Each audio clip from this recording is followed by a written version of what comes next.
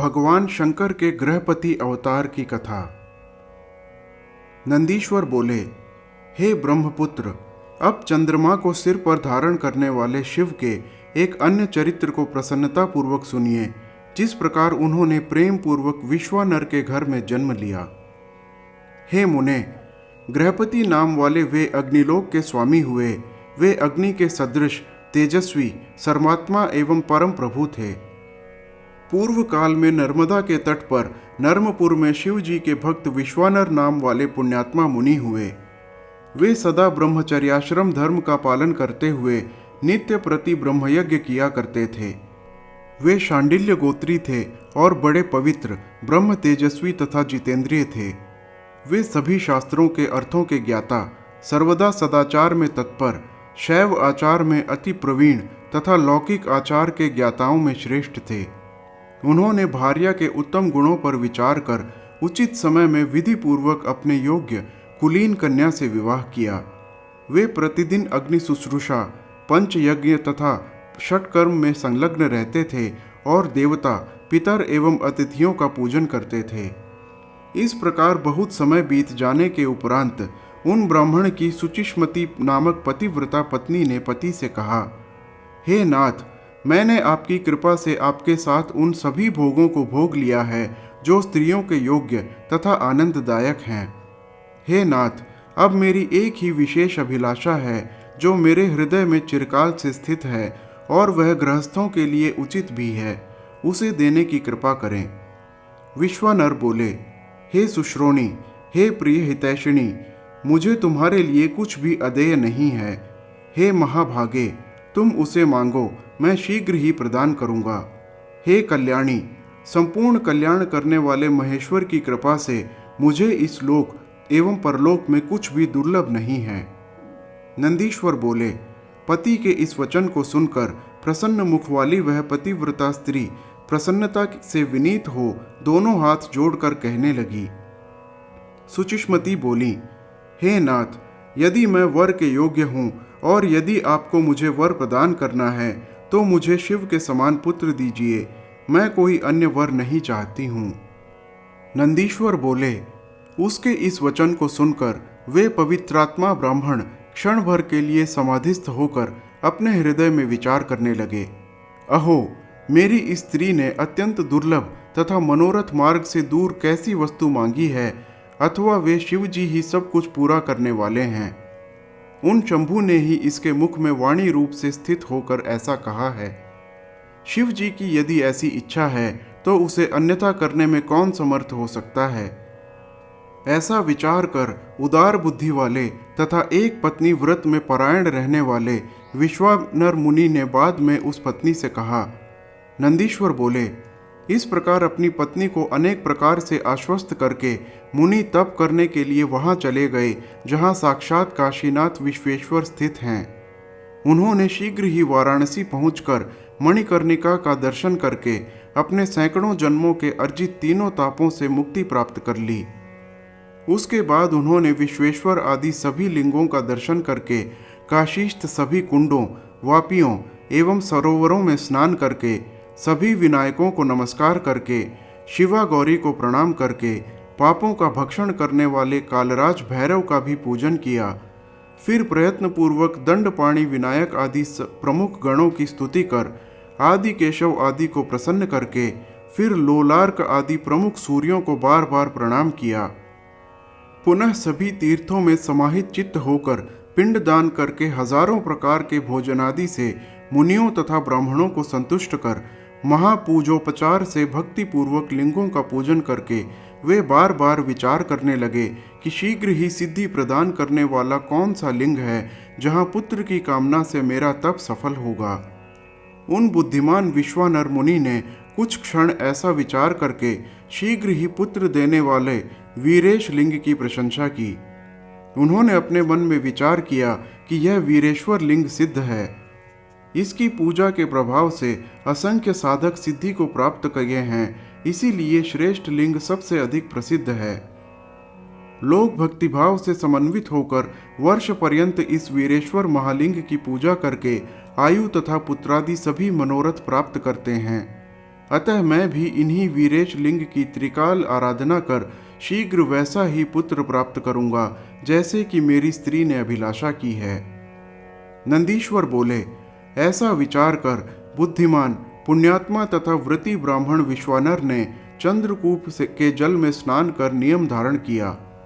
उन्होंने 1 मास पर्यंत दिन में एक आहार, 1 मास पर्यंत रात्रि में एक आहार, 1 मास पर्यंत अयाचित आहार, पुनः 1 मास तक निराहार रहकर तप किया। वे 1 महीने तक दूध पीकर, 1 महीने तक शाक फल खाकर, 1 महीने तक मुट्ठी भर तिल खाकर और 1 महीने पानी पीकर रहे। वे 1 महीने तक पंचगव्य पीकर, 1 मास तक चांद्रायण व्रत कर, 1 मास तक कुशाग्र का जल पीकर, पुनः 1 महीने वायु भक्षण कर रहने लगे। उत्तम वीरेश्वर लिंग की भक्ति पूर्वक पूजा करते हुए इस प्रकार उन्होंने 1 वर्ष तक अद्भुत तप किया। उसके बाद 13वें महीने में गंगा के जल में प्रातःकाल स्नान कर ज्यों ही वे ब्राह्मण वीरेश्वर की ओर आए, उसी समय उन तपोधन ने वीरेश्वर लिंग के मध्य में विभूति से विभूषित 8 वर्ष की आकृति वाले एक बालक को देखा। उस बालक की आंखें कानों तक फैली हुई थी, उसके ओठ गहरे लाल थे, मस्तक पर अत्यंत पिंगल वर्ण की जटा शोभा पा रही थी।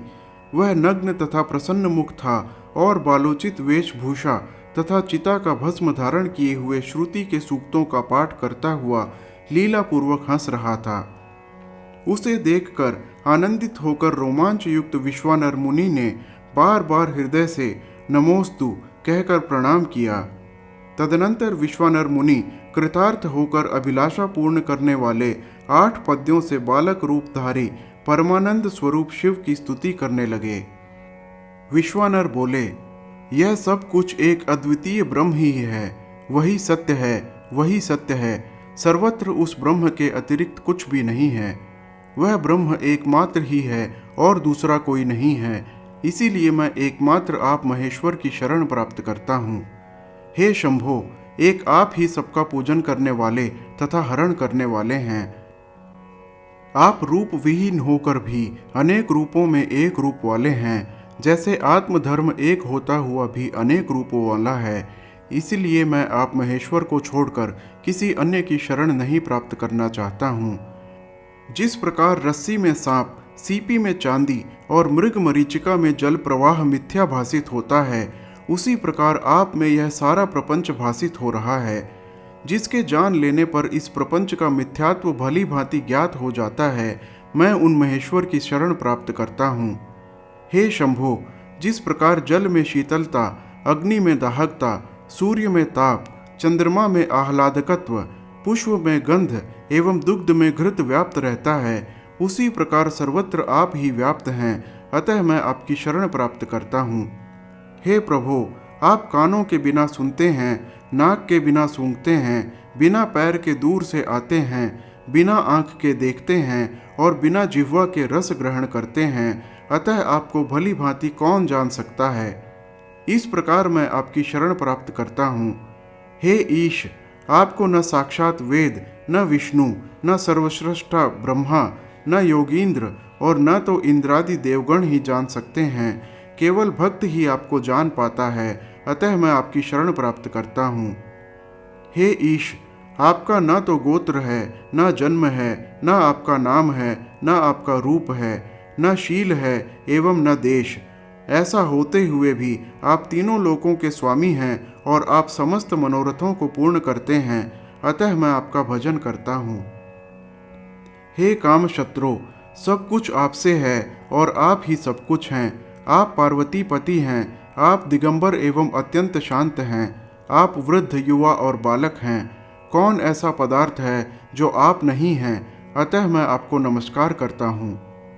नंदीश्वर बोले, इस प्रकार स्तुति कर हाथ जोड़े हुए वे ब्राह्मण जब तक पृथ्वी पर गिरते, तब तक वह बालक वृद्धों के भी वृद्ध पुरातन पुरुष के रूप में अत्यंत प्रसन्न होकर ब्राह्मण से कहने लगा। बालक बोला, हे विश्वानर, हे मुनिश्रेष्ठ, हे ब्राह्मण, आपने आज मुझे अत्यंत संतुष्ट कर दिया। अतः आप प्रसन्न चित्त होकर उत्तम वर मांगिए। तब मुनियों में श्रेष्ठ वे विश्वानर मुनि प्रसन्न चित्त हो उठकर बालक रूपी शिव जी से कहने लगे। विश्वानर बोले, हे महेश्वर, आप तो सर्वज्ञ हैं, अतः आपसे कौन सी ऐसी बात है जो छिपी रह सकती है।